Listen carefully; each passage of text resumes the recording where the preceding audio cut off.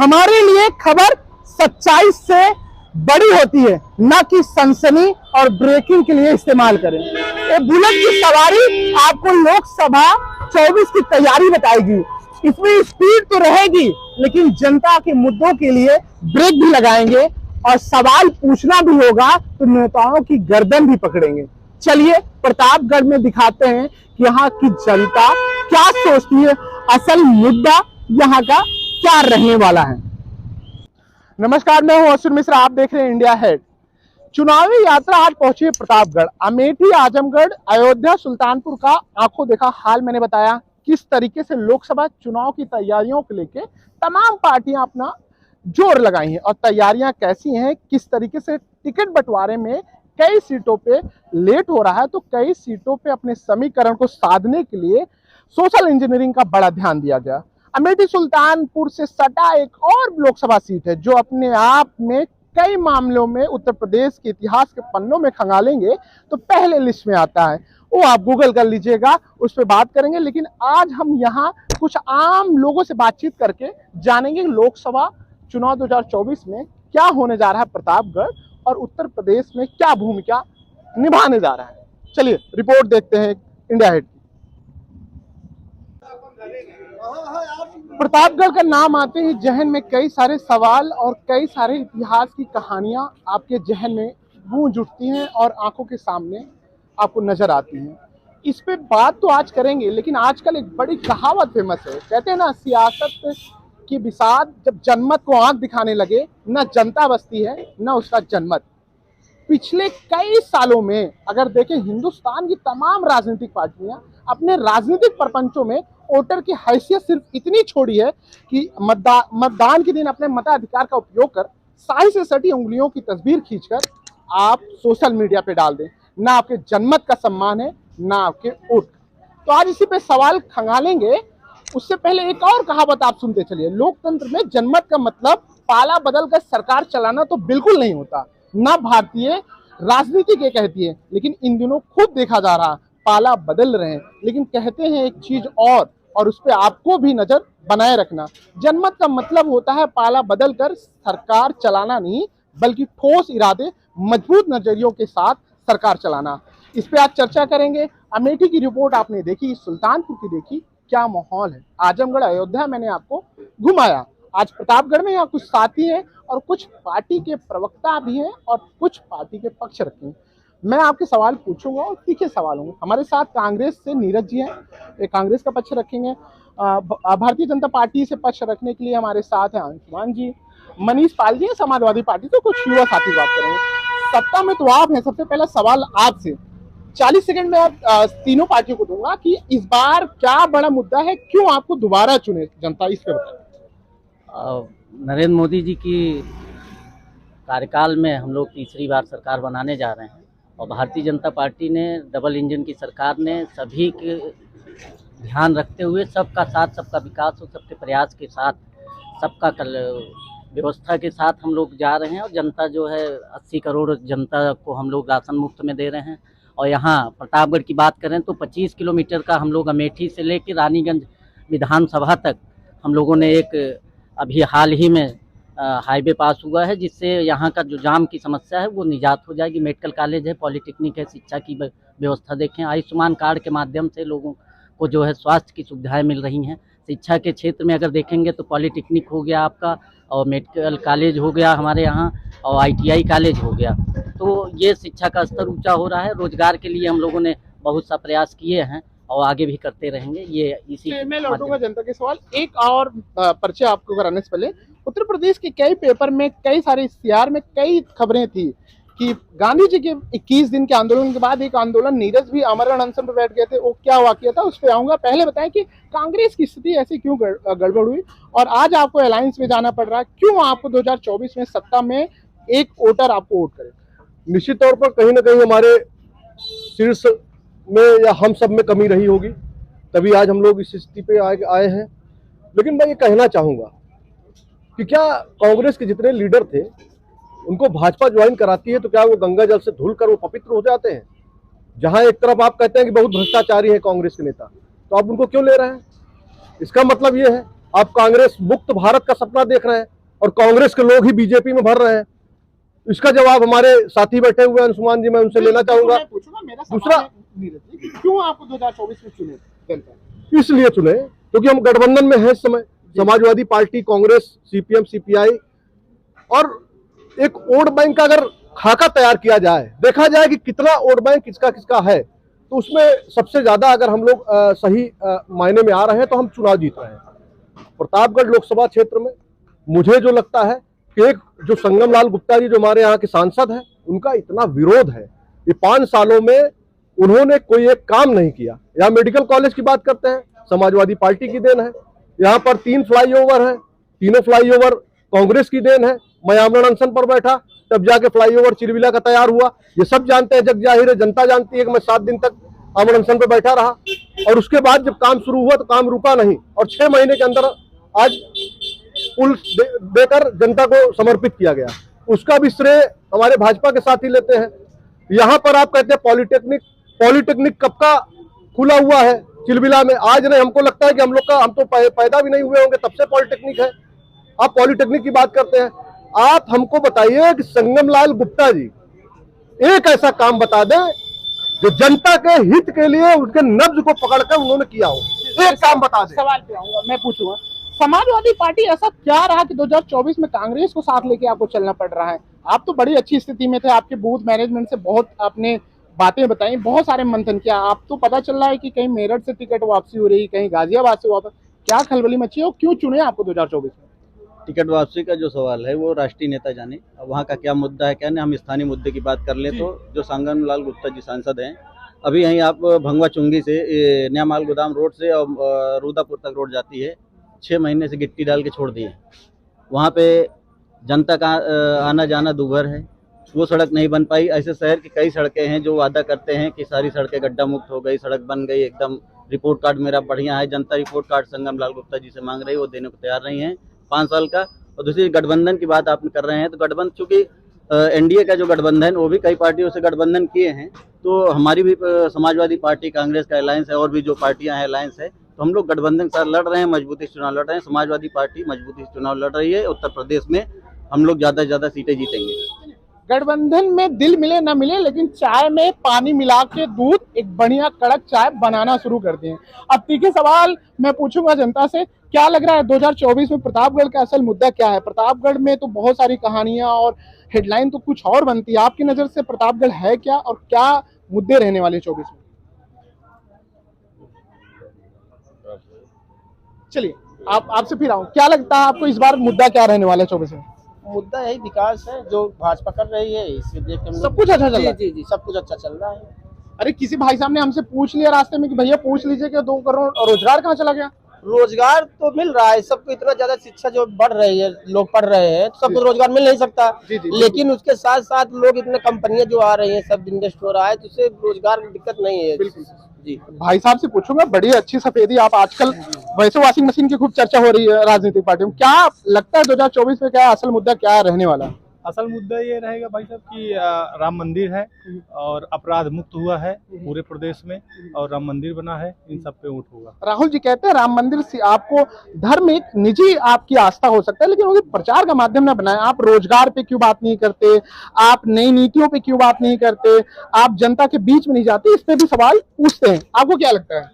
Bharatiya Janata party की सरकार 400 का नारा जो है जनता जान चुकी है। जनता इसलिए दे रही है कि विपक्ष के बाद इंडिया इनके गठबंधन विपक्ष को ये नहीं मालूम है कि दूल्हा कौन बनेगा। जब दूल्हा ने बाराती क्या करे, बाराती रोड पर खड़े हैं, बाराती मोदी जी के साथ में है। उनको मालूम है कि देश में बेटी पढ़ाने से लेकर बेटी की शादी तक का खर्चा कोई सरकार दे रही है तो आदरणीय मोदी जी की सरकार दे रही है।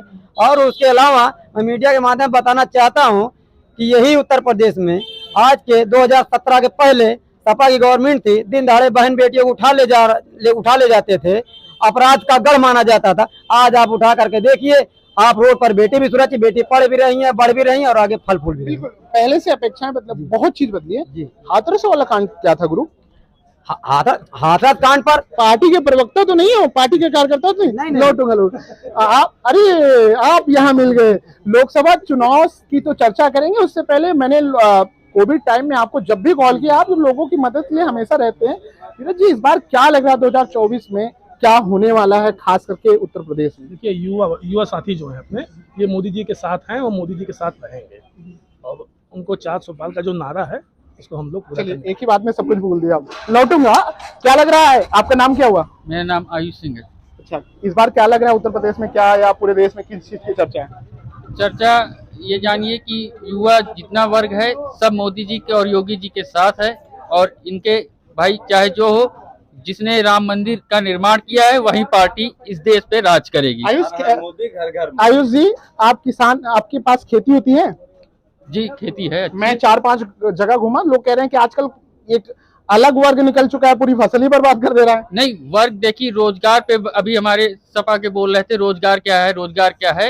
रोजगार ये है कि भाई जो अमूल का प्लांट अभी मोदी जी ने उद्घाटन किया है, इसके जरिए आप जानिए कि कम से कम नहीं तो हर एक जिले में 15 से 20 हजार किसानों को लाभ होगा। जो दूध 30 रुपए में खरीदा जाता था, अब वही दूध 58 से 57 रुपए में खरीदा जा रहा है। अच्छा, मतलब किसानों को मदद मिली।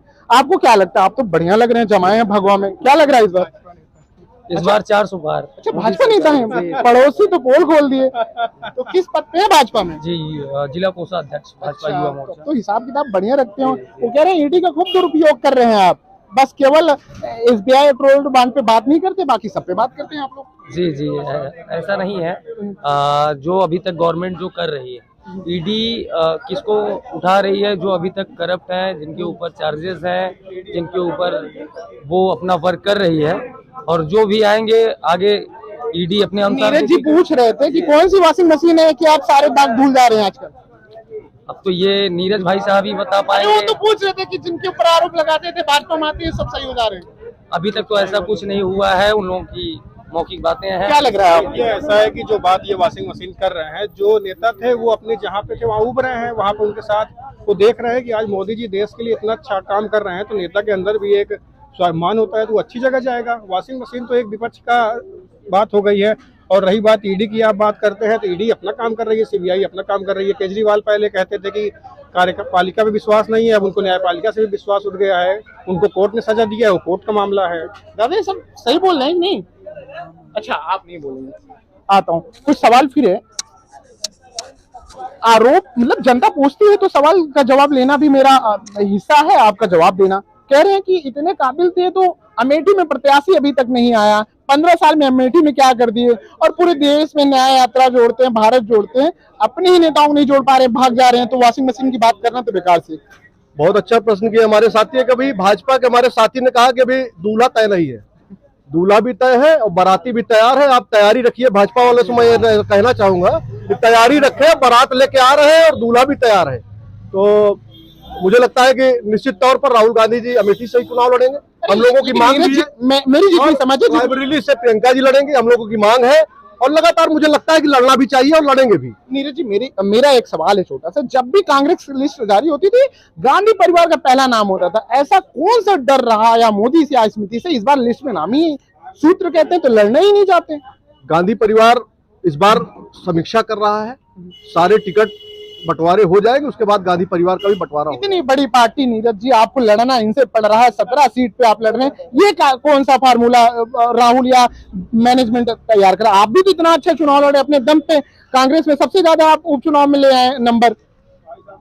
जैसे आपने कहा कि राहुल जी या प्रियंका जी या गांधी परिवार, तो मुझे लगता है राहुल गांधी सिर्फ एक अमेठी के नेता नहीं है, वो पूरे देश के नेता है। वायनाड से चुनाव लड़े, परिवार तो बोलते हैं ना, वायनाड से चुनाव लड़े थे, 4 लाख वोट से जीते थे, 1-2 हजार 3 हजार 5 हजार 10 हजार से नहीं जीते थे। तो वो समीक्षा कर रहे हैं। अभी हमारे यहाँ टिकट अभी बंटवारा हो रहा है, पहले प्रथम चरण का बंटवारा हो जाए, सेकंड चरण का होगा, होता रहेगा, लड़ेगा कोई ना कोई जरूर, चाहे गांधी परिवार का लड़े, चाहे कोई सामान्य कांग्रेसी लड़े, लड़ेगा जरूर। अच्छा, और मैं एक बात और कहना चाहता हूँ, जो हमारे साथी भी कह रहे थे कि ईडी, CBI, इनकम टैक्स, इसको तो जग जाहिर है 1967 का भी मामला खुलेगा, 75 का भी खुलेगा। नीरज जी कभी इतिहास के पन्ने में पलट देंगे। बिल्कुल खुलना ये चाहिए। कह रहे हैं कि आप राम तो जोड़ लिए, राम से पूरा कुनबा तैयार कर दिए, लेकिन प्रतापगढ़ का एक चिलबिला बाईपास था, ओवर ब्रिज था, तो नीरज जी ने उसमें पहल की। ये दुनिया सब जानती है प्रतापगढ़, उसमें इनका योगदान रहा। बाकी आपका अभी बाईपास रिंग रोड क्यों नहीं बन पा रहा, कहाँ मसला फंस गया है? नहीं, बाईपास बन रहा है, तो आप जाएंगे तो। अरे मैंने देखा भाई साहब बंद हो गया, पता चला ठेकेदारी भाग गए। नहीं, सुखपाल नगर से वो काम चल रहा है, सुखपालपुर नगर से होते हुए, भदोही होते हुए राजगढ़ तक का वो बाईपास का पूरा मामला चल रहा है, वो जल्दी हम लोगों को मिल जाएगा। अभी नीरज भैया कह रहे थे कि इनका जो है अमेठी में स्मृति ईरानी जी ने राहुल गांधी जी को हराया, और वो भारतीय जनता पार्टी की तरफ से प्रत्याशी भी हैं। अभी तक राहुल गांधी जी का ये तय नहीं हो पाया है कि वो केरल से लड़ेंगे कि यहाँ अमेठी से लड़ेंगे। नीरज जी से एक सवाल पूछूं, एक सवाल मुझे याद है, आपने स्मृति जी को तो गिना दिए, संगम लाल का एटीएल संसद में लोकसभा सभा में जब उन्होंने एटीएल मुद्दे पे उठाए, एटीएल क्यों नहीं चल पा रहा है? इतना बड़ा मुद्दा है, रोजगार मिलेगा, क्यों भाजपा यहाँ केवल भाषणों तक मुद्दा सीमित कर दिया? सपा शासन काल में मुलायम जी मुख्यमंत्री हुआ करते थे, उन्होंने यहाँ अरे भैया 10 साल से तो आप हैं और दूसरे टेन्योर है आपका। वहाँ का जो बकाया है, जो भी पेच है, वो अदालत में चल रहा है। अदालत की वजह से ये पेच फंसा हुआ है। जैसे ही वो सॉल्व होगा, तुरंत एटीएल के लिए काम शुरू हो जाएगा। बाकी कौन से नए आप प्लांट यहाँ लाएं, जिससे खास करके प्रतापगढ़ को क्या आप रोजगार के लिए या नए मुद्दे क्या लेके आए जिससे आपको लगता है कि आपने कुछ काम किया है? ये भी तो पूछ रहे हैं लोग जी। अब ये हम लोगों ने सड़क पे ज्यादा ध्यान दिया है, यातायात सुविधा सुलभ रहे। रोजगार के लिए बात कर रहे हैं, तो उसमें एटीएल जब शुरू हो जाएगा तो अपने आप रोजगार वहाँ उत्पन्न हो जाएगा। और उसके बाद जो है इंजीनियरिंग कॉलेज यहीं से 2 किलोमीटर आप जाएंगे, इंजीनियरिंग कॉलेज है, विकलांग जिला कॉलेज है। उसके बाद जो है पॉलिटेक्निक है। हर पॉलिटेक्निक नीरज जी कह रहे हैं बहुत पहले, हर विधानसभा में हर विधानसभा में पॉलिटेक्निक खुल रहा है। ITI कॉलेज इतना सब कुछ था तो कई सीटें यहाँ विधानसभा में गंवा क्यों दी हैं और बहुत कम अंतरों से? नहीं, वो थोड़ा बहुत हम लोगों की कमी रही है, कार्यकर्ता वहाँ नहीं पहुँच पाए हैं। लोगों ने अपना व्यक्तिगत स्वार्थ देखते हुए उसमें कार्य नहीं कर पाया, इसकी वजह से हमने लोग विधानसभा में 10 साल वाली बात है, आप क्या कर रहे थे नीरज? 10 वर्षों में 20 करोड़ रोजगार की बात मोदी जी ने किया था। प्रति वर्ष 2 करोड़ रोजगार दिया जाएगा। आप 10 वर्ष तक जनता को छलने का काम किए हैं। आप 20 करोड़ रोजगार का पहले अपना रिपोर्ट कार्ड जारी करें, श्वेत पत्र जारी करें, फिर आप आगे जनता से ये कहें कि हम और कितना जनता को रोजगार देंगे। अच्छा, दूसरा एक सवाल मैं प्रतापगढ़ पर एक बात करना चाहता हूँ। प्रतापगढ़ के सांसद हमारे हैं, बहुत ही अच्छे हैं। उनका कहना यह है कि हमसे IAS IPS बात नहीं कर सकते। मैं इतना पढ़ा लिखा हूँ या नहीं पढ़ा लिखा हूँ, उनसे मैं ये पूछना चाहता हूँ, यहाँ भाजपा के साथी भी है, सब लोग हैं, कि 5 काम अपना गिना दें जो जनता से जुड़ा हुआ मुद्दे पर उन्होंने काम किया हो। एक भी फ्लाईओवर उन्होंने नहीं बनवाया, न मेडिकल कॉलेज वो ले आए हैं, ना ही कुछ उन्होंने एक काम नहीं किया। भाजपा के साथी आप तो कह रहे हैं कि मेडिकल कॉलेज बन गया। भाजपा के साथी सिर्फ राम मंदिर पर बात करेंगे, सिर्फ धर्म पे बात करेंगे, सिर्फ ये हिंदुस्तान पाकिस्तान की बात करेंगे। इनके पास इस 4 मुद्दे के अलावा 5वां ऐसा विकास का कोई मुद्दा नहीं है। ना ये बेरोजगारी पर बात करेंगे, ना ये महंगाई पे बात करेंगे, ये किसी चीज पे बात नहीं करेंगे। एक सवाल है, 25 गारंटियां आप लेके आए हैं आपके नए मैनिफेस्टो में। 2014 से पहले तो आप सत्ता में थे, आप उत्तर प्रदेश में क्या कर दिए, छत्तीसगढ़ का मामला आप देखिए, वहां आपकी सरकार चली गई, राजस्थान में गई।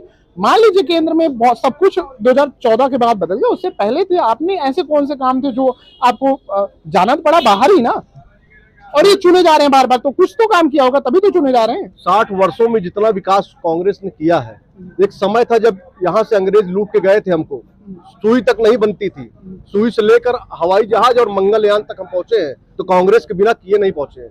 दूसरा, मनमोहन सिंह की सरकार में अर्थव्यवस्था बहुत अच्छी थी। हम विश्व बैंक से कितना कर्ज लिए थे? 50 लाख करोड़। आज कितना है? 2,07,000 करोड़। चलिए मैं इनसे टटोलूंगा।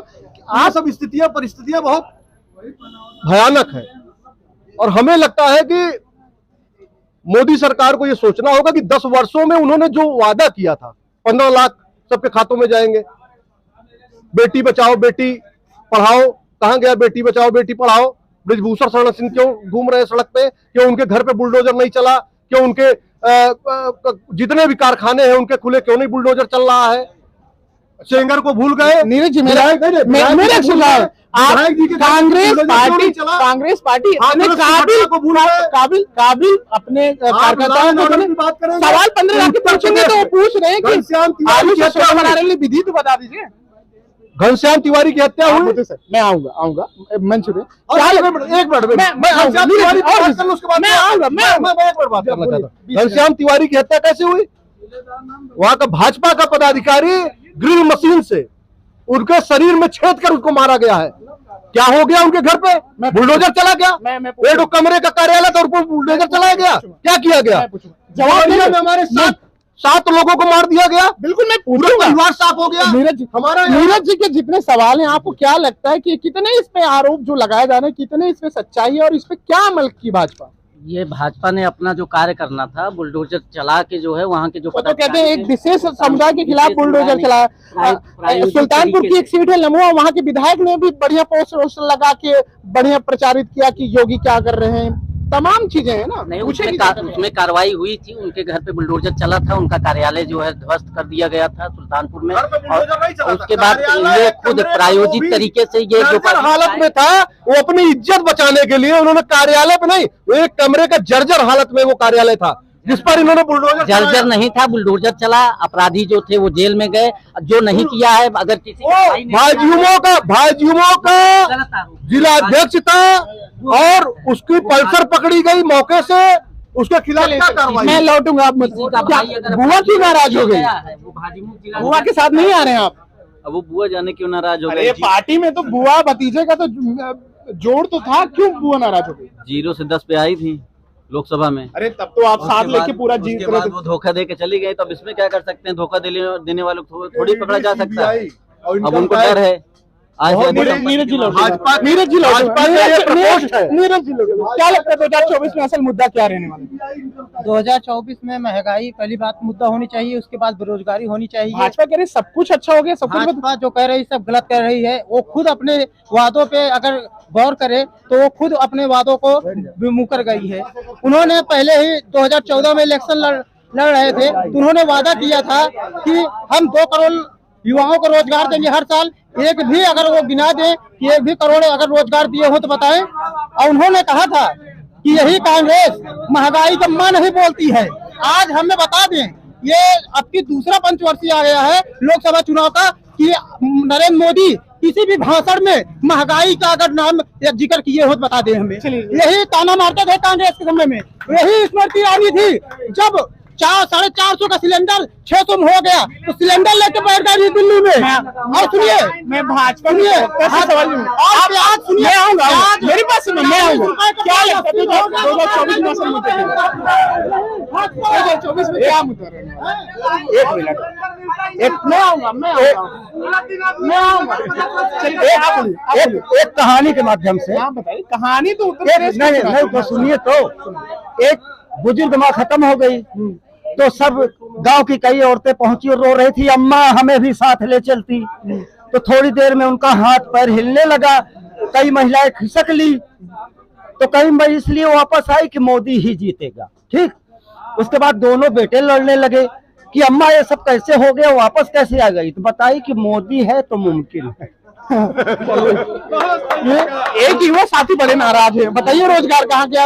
स्मृति ईरानी के तो गैस सिलेंडर तक ढूंढने निकल गए। नहीं, इनसे ये पूछिए जब सुबह 4 बजे उठ के खुद ही सवाल आपसे पूछ सुबह भैया सुनिए, जब सुबह 3 बजे उठ के लाइन लगाते थे, उसके बाद सिलेंडर नहीं प्राप्त होता था, 12 बजे दोपहर तक इंतजार करते थे, एक दिन का पूरा समय बर्बाद करते थे, उसके बाद आपको सिलेंडर प्राप्त होता था, तब घर पे आपको भोजन की व्यवस्था होती थी। और उसके बाद आप ये जान लीजिए, यहीं बगल में स्टेशन है, स्टेशन का सौंदर्यीकरण देख लीजिए, चिलबिला स्टेशन देख लीजिए, अंतु स्टेशन देख लीजिए, गौरीगंज स्टेशन देख लीजिए, हर जगह स्टेशन की स्थिति सुधरी है। आप वहाँ बैठने की व्यवस्था है, पानी की व्यवस्था है। केवल फीता नाम बदल रहे हैं, काट रहे हैं, नाम बदल रहे हैं। ये गलत तरीके से आरोप लगा रहे हैं वो। चलिए, क्या मुद्दा रहने वाला 2024? रोजगार कहते किसको है? आप ही पूछ लीजिए। नहीं, रोजगार कहते किसको है? जो काम करना चाहता है उसके लिए रोजगार है, जो काम करना नहीं चाहता है उसके लिए रोजगार नहीं है। अच्छा, तो अब प्रतापगढ़ में रोजगार के आप भी कुछ काम कर रहे हैं, रोजगार ही कर रहे हैं ना? रोजगार है, हम भी कुछ कर रहे हैं, रोजगार है। जरूरी एक सरकारी नौकरी होगी तभी रोजगार होगा यार। आपको क्या लगता है? भैया जी, एक बात कहना वो भी रोजगार है। गवर्नमेंट जॉब भी रोजगार नहीं है, प्राइवेट जॉब भी होता है, वो भी रोजगार होता है। रोजगार करना चाहिए। क्या लगता है आपको? क्या मुद्दा? एक नंबर बात भाई साहब जो कह रहे हैं। अरे कुछ तो आप भी बोल दीजिए ना, आप दूसरे पे। अच्छा, समर्थन में बढ़िया, साथ मिलाइए। हमारे नौजवानों को भाजपा की व्हाट्सएप यूनिवर्सिटी ने बर्बाद कर दिया है। मुझे लगता है कि हमारे नौजवान दोस्त आए और रोजगार की बात करें, क्योंकि सरकारें अपना पेट भरती हैं और जो जिस तरीके से 10 वर्षों में इन्होंने किया है वो बहुत ही घृणित है और नौजवानों को रोजगार की सबसे ज्यादा जरूरत है। आज नौजवान भटक रहा है। कितने मध्यम परिवार के लोग हैं, जिस समय कोरोना काल चल रहा था 2 साल तक, वो मध्यम परिवार के लोग हमसे आके कहते थे भैया मैं सब्जी भी नहीं लगा सकता,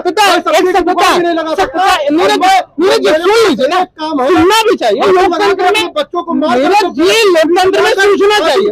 नीरज जी, ये मंच नहीं है, हम लोग यहाँ चर्चा कर रहे हैं। तो मैं ऐसे व्यक्तिगत रूप से धीरज जी का नाम लिया। मैंने कोविड में जानता हूँ बहुत लोगों को मिलती है। राहुल गांधी, अगर आप बात करें कोविड में अमेठी के लिए कितनी मदद की, मैं भी अमेठी से ताल्लुक रखता हूँ, तो मुझे पता आप किए, नो डाउट, मेरे पास है उसका आंकड़ा आपने किया, लेकिन वास्तविकता है छत्तीसगढ़ से प्रियंका गांधी ने कई बार ट्रकों से अनाज गया था और बंटवाया गया। ये सब जानते, जग जाहिर है, ये आप भी जानते होंगे, सारे पत्रकार साथी जानते हैं। कई बार वहां पर ऑक्सीजन का प्लांट भी वहां छत्तीसगढ़ से सरकारों ने भेजा है, क्योंकि छत्तीसगढ़ में हमारी सरकार थी। कई बार अमेठी में गया है, गौरीगंज में गया है, उतरा है और रायबरेली में गया है। मतलब जहां जरूरत लोगों को होती थी, प्रियंका गांधी ने काम किया है। क्या हो गया, गौरीगंज से आपके विधायक सुने गायब हो गए, अमेठी की विधायिका खुद ही पाला बदल रहे हैं, क्रॉस वोटिंग कर दी, ऊंचाहार वाले भी जा रहे हैं, लग रहा है। सारे लोगों को इनकम टैक्स से डर लग रहा है, इनकम टैक्स और सीबीआई ईडी से डर लग रहा है, इसलिए वो भाग गए। अरे भली बोली तो आप ही पार्टी में है भाई साहब। है, हमारी पार्टी में कहाँ मना कर रहे हैं। अरे भली बोली, जो विपक्षी पार्टियां हैं वो दबाव बनाएंगी, उनके ऊपर आय से अधिक संपत्ति या और किसी मामले को लेकर जांच बैठाएंगे, तो भाई हर आदमी चाहेगा, क्या कहते हैं, प्रशासन थोड़ी लड़ सकता है, प्रशासन से हर आदमी नहीं लड़ सकता। दूसरी चीज, रोजगार की बात कर रहे हैं, रोजगार की बात हम कर लें तो जितने भी युवा पर्चा भरते, वो अपना फॉर्म भरते हैं, फिल करते हैं, पेपर लीक हो जाता है, क्या सरकार उनका पैसा वापस करेगी? उत्तर प्रदेश में कहावत है, उत्तर प्रदेश मतलब उत्तर पहले से लीक। कई मामले 2018 से आप देख रहे हैं, भर्ती मौके में बहुत हुआ, एक्शन हुआ, लेकिन कब तक युवा भटके भाई साहब, इस पे तो जवाब तो आपको देना होगा। नहीं, हम लोग जैसे भी गलत होता है तुरंत निर्णय लेने की क्षमता है योगी जी के गलत होता है क्यों, जब आप इतने सशक्त हैं, सब चीज ले आते हैं, गलत कैसे हो जाता है? नहीं, कहीं ना कहीं जो भी कमियां रही हों, जिसके कारण जो है ये कमी आती है, उसके ऊपर तुरंत कार्रवाई होता है और हम निर्णय लेने के लिए हमेशा सक्षम रहते हैं। हमारे मुख्यमंत्री ऐसे हैं जो चुनाव पीरियड में भी पुलिस भर्ती और लेखपाल भर्ती को निरस्त करते हैं। उसके बाद मेरे पास अब वक्त की कमी है, क्या लगता है 2024 में किन मुद्दे पे चुनाव लड़ा जा रहा है? 2024 में जो है रोजगार जो है नहीं है, रोजगार हमारे जो है विज्ञान शिक्षक 24,000-25,000 जो है जब से मोदी योगी की सरकार बनी तब से जो है वो बेरोजगार हो गए। जी, चलिए मैं एक लास्ट रिएक्शन तीनों पार्टियों से लूंगा, उससे पहले यहाँ इंडिया एट के रिपोर्टर है धीरू जी, क्या लगता है कि प्रतापगढ़ की राजनीति इस बार कहाँ करवट ले रही, कि चाय की तरह केवल उबाल ही मारी जा रही है? प्रतापगढ़ में 7 साल के लगभग जो है, जो वर्तमान सांसद 2 साल विधायक भी थे और 5 साल का टेन्योर पूरा हो गया सांसद का। सबसे बड़ी यहाँ पे जो है रोजगार का मामला है। एटीएल फैक्ट्री के संसद भवन से मीडिया को भी कई बार बाइट दिए और बताते रहे कि बस ओपन होने वाली, चलने वाली है, लेकिन इन्होंने अपनी एक प्राइवेट मतलब इंडिविजुअल संभल में इन्होंने फैक्ट्री डाली, ओपन भी हो गई, लेकिन प्रतापगढ़ में इन्होंने शुरुआत नहीं कराई। अच्छा, पार्टियों के बारे में, बीएसपी के कौन से उम्मीदवार आए हैं, क्यों गठबंधन में है? कांग्रेस तो अलायंस में, कांग्रेस से एसपी बघेल जो उनकी स्थिति क्या नजर आ रही है आपको? एसपी पटेल भी यहाँ से एक बार वो, एक बार उनकी पत्नी यहाँ शिक्षक एमएलसी रहे हैं, और जहाँ तक विकास कार्य की बात है उनके तरफ से भी कोई विकास लगभग नहीं कराया गया। क्या लग रहा है 2024 में किस तरीके की यहाँ की राजनीति ऊंट करवट बैठेगी? अभी तो मतलब बसपा ने प्रत्याशी यहाँ घोषित नहीं किया है, मिल भी नहीं रहा है शायद इसको यहाँ से, और जो है आप इससे ज्यादा चांस है कि जो है लड़ाई मतलब कांटे की दोनों लोग। अच्छा, इसको ये नहीं कह सकते कि संगम लाल इतने जीत रहे हैं, वो दोनों लोग की लड़ाई अच्छी। मैं तीनों पार्टियों से 20 सेकंड में आपसे एक रिएक्शन लेना चाहता हूं, उसके बाद हम डिबेट को समाप्त करेंगे। आखिर आपने जनता के सवाल भी सुने, कई मुद्दे हैं उससे आप डिनाई नहीं कर सकते, आखिर ये स्थिति क्यों पैदा हुई? आप भी सत्ता में थे तब, क्यों आपको ये चीजें याद नहीं आती? का मुद्दा है छुट्टा जानवरों का मुद्दा, जो गांव में किसानों के खेती को चर जा रहे हैं वो मुद्दा है, स्वास्थ्य का मुद्दा रहेगा, शिक्षा से जुड़ा मुद्दा रहेगा, इन सब मुद्दों को लेकर हम चुनाव में आएंगे और इसी पे काम करेगी हमारी सरकार बनती है तो। भाजपा किन मुद्दों पर आपने सवाल पूछे, कई लोगों ने रोजगार पे पूछा, महंगाई पे पूछा, आपने अपनी उपलब्धियां गिनाई, क्या लगता है इस बार क्या ये मुद्दे असल में उठेंगे, इसके लिए आप कैसे पार पाएंगे? और एक सवाल तो ये भी है ना, सच में आपके यहाँ कोई भी आता है वॉशिंग मशीन में कैसे धुल जाता है, उसका भी राज बता दीजिए। नहीं, ऐसा है कि हम लोग विकास के साथ जा रहे हैं और निचले पैदान पे रहने वाले जो भी मतदाता हैं, जो भी किसान हैं, उनका हम लोग ख्याल रखते हैं। उन्हीं की वजह से हम लोग इतनी बम्पर जीतते हैं। 4 जून को 400 के पार के करीब हम लोग जाएंगे, प्रधानमंत्री को तीसरी बार नरेंद्र मोदी जी को प्रधानमंत्री बनाएंगे। ये तो 400 पार चलेंगे। नीरज जी, आपको क्या लगता है इस बार क्या कांग्रेस का स्टैंड है? क्योंकि अलायंस में कई सारे साथी तो निकल के भाग गए, चाहे आप नीतीश कुमार के हैं, ममता भी वहाँ चुनाव कैसे लड़ रही है अकेले। आपका गठबंधन सब कुछ ठीक है, दिल्ली में आप 7 में से 4-3 का आंकड़ा लेके जा रहे हैं, फिर 13 सीट पंजाब में अकेले क्यों लड़ रहे हैं? और वो भी अकेले लड़, तो गठबंधन कहाँ हुआ फिर? ठीक है, ममता जी भी साथ आ जाएंगी, इंडिया गठबंधन। कब आ जाएंगे? उन्होंने तो सीट तो डिक्लेयर, चुनाव बाद आ जाएंगे, क्या दिक्कत है? चुनाव बाद हो सकता है नीतीश जी भी आ जाए। नीतीश जी तो वैसे भी पलटू महाराज है, वो यहाँ भी पलटते रहते हैं, निश्चित बिल्कुल लगा लेंगे। क्यों नहीं लगाएंगे भाई? वो तो 4 बार 5 बार पलट चुके हैं। तो मुझे लगता है कि ये सब ठीक है, लेकिन जनता जो चाहती है आज, वो चाहती है रोजगार, वो चाहती है महंगाई से कम हो, उनको हर चीज अच्छे दामों में मिले, माचिस से लेकर। और आप सिर्फ डीजल पेट्रोल गैस पर मत जाइए, आप एक छोटी छोटी चीजों पर जाइए। चीनी स्मृति ईरानी कितने में दे रही थी?